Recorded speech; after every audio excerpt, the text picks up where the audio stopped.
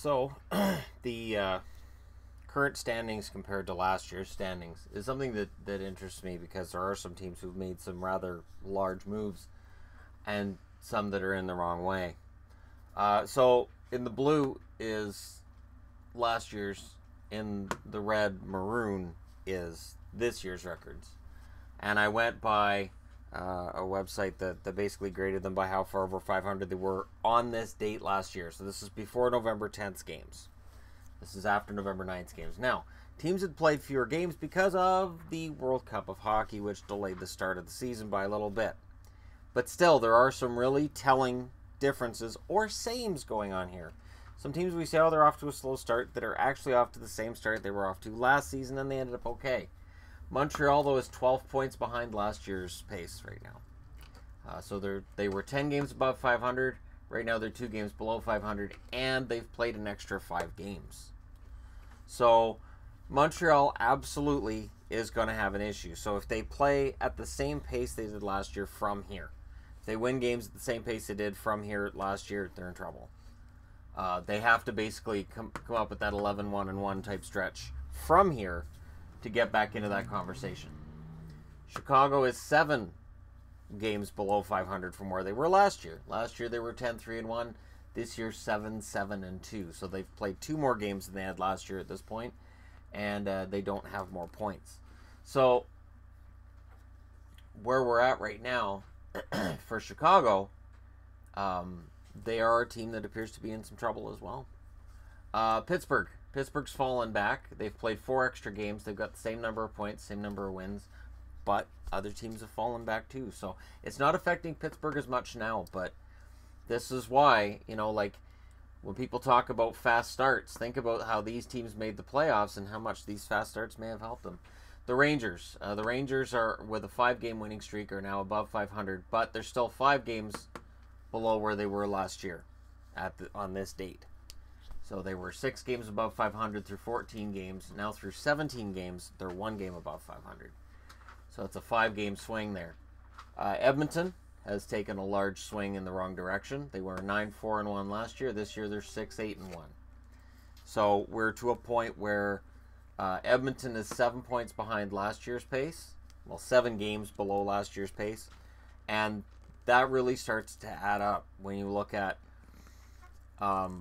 the schedule from here and the fact that the Oilers just haven't been able to get it together. On the upside, though, if you're an Oilers fan, they do have those 2 wins over Jersey. They do have the win over the Islanders.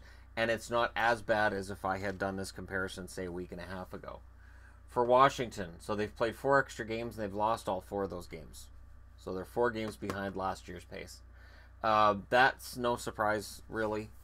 They have suffered some injuries, and they don't have the depth now to make up for when guys get injured. Columbus is on the same pace as last year, although they've played more games. So, Columbus is still in a relatively good spot. New Jersey is 2 games above 500 beyond where they were last year, which is kind of a surprise in terms of you'd think it would be more. So they had 15 points in 12 games last year. They've got 20 points in 15 games this year. It's not a huge difference. So Jersey, while they should feel good, there's no telling where they go from here. Ottawa is on the same pace as last year, although last year they had 8 wins and 5 losses. This year, 6 wins, 3 losses, 5 overtime losses. San Jose is 7 games ahead of where they were last year. They were 7-4-3 last year at this time. Now they're 13-3-1. So they had a good record last year at this time. Not too bad. And this year, much better than that. Minnesota drops from 6-4-1 to 6-7-2. So they've played 1 more game, or they've got 1 more point, but they've played 4 more games. Yeah, 4 more games, one more point. Minis 3 games behind last year's pace, which the win over Montreal was nice last night, but again, this all starts to add up. Tampa is 7 points ahead of last year. So last year they were 7-5-1. This year they're 13-2-2. And if they can just play as well from here on as they did last year, they easily make the playoffs. Last year they missed the playoffs by 1 point. Anaheim is on the same pace as last year. That surprised me. I was really surprised to see that Anaheim's played 2 extra games. They won 1 and lost 1. Their record is basically the same.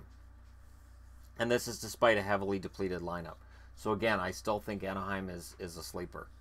LA, 7-6-0 last year. This year they're 11-3-2. They are 7 games ahead of where they were last year, which is kind of major.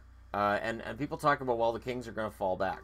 Maybe they could fall back, but the Kings are still contenders in my eyes. And I know last night against Tampa, they looked pretty bad, but this year, I think they're better.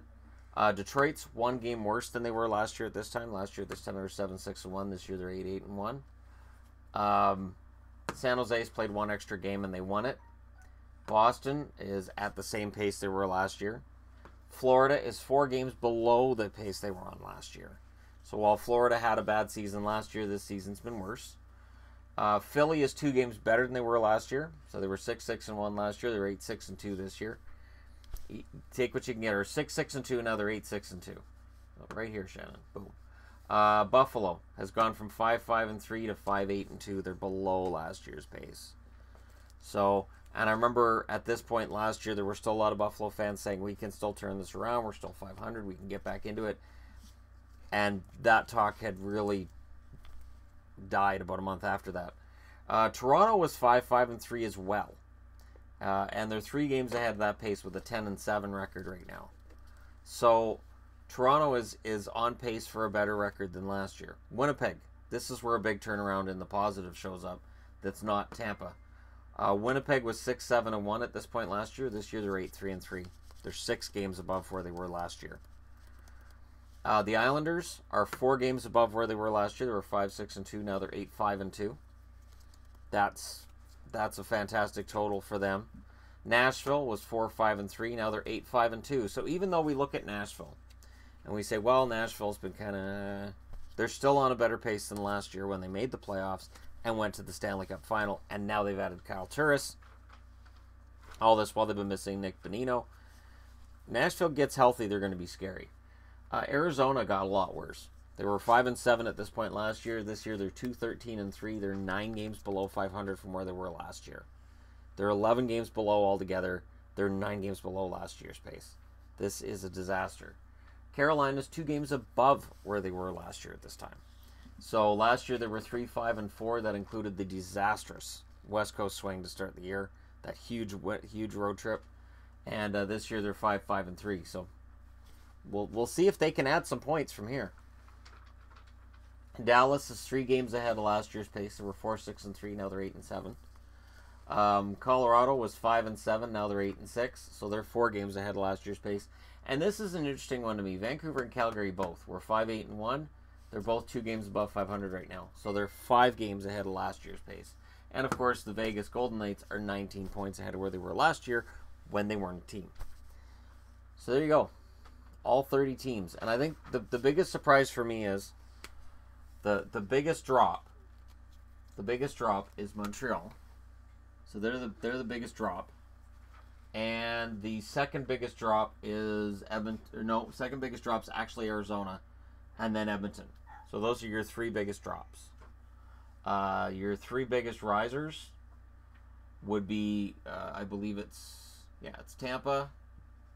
Oh, Chicago's tied in that dropping category too. I can't miss Chicago.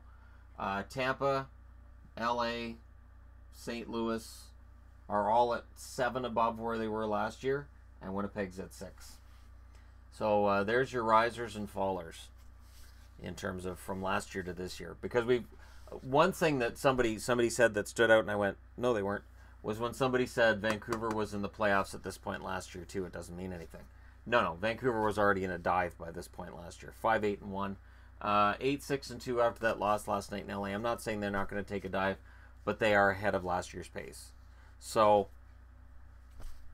sometimes teams can turn it around, like Calgary, who went from 5-8-1, the same record as Vancouver last year, and still wound up coming out with a decent record. And then there's Vancouver that didn't. So you can never tell. Some of these teams are going to turn around. Let me know which team's been the biggest surprise for you thus far, and which of these numbers surprises you the most. For me, the biggest surprise is that Florida has actually lost 4 games below where they were last year. when last year was considered kind of a disaster. And people are talking about Mini right now, and how, last year they looked great. Yeah, last year they went on that huge winning streak, which had not kicked in yet. So even though they're 3 games below last year's pace, that 6-4-1 record wasn't fantastic either. The one thing I said last year about Minnesota was I felt they were playing playoff hockey in November, and that it would translate to results later. I don't see that as much this year as last year. There is something, and it's likely injuries and just a lot of upheaval in the lineup, but I don't see Minnesota in that same category as last year. Let me know which team you feel has a record that doesn't flatter them right now that's going to turn around. Let me know which team you think is going to fall back. Hit like and subscribe if you're browsing your way through, and thank you guys so much for watching. I'll talk to you again soon.